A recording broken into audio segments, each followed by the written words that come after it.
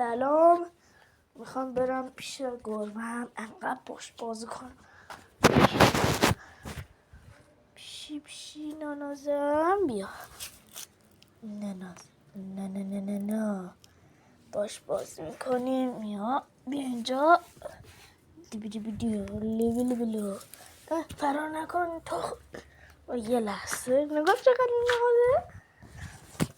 دستامو نگاه خدایی چیکار کرد. ای رفت تو سوراخ.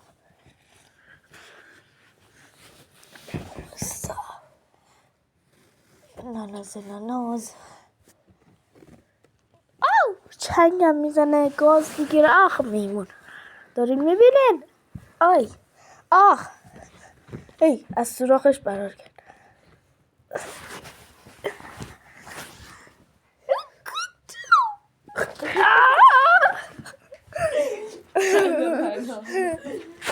چی سرعت جتو داره.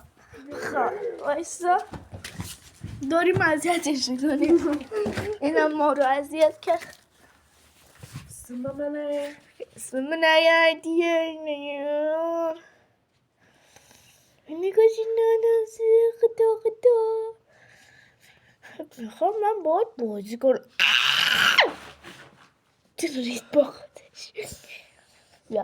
بیا دیبیدو وایسا نکن. دیبیدو تو نمیتونی فرار کنی. حالا تو بالش میندازی رو من. بالش دار ریخت رو من. پیش رخت خواب بودم رفته بود بالای رخت خواب همه چی رخت خواب ریخت رو که نگو. انتقاممو میگیرم. آخ جان این چی سگه. نکن گناه داره. گلو خدا من مامان بازی کنی. اوه ای باز نکن آقا اذیت نکن. یه لحظه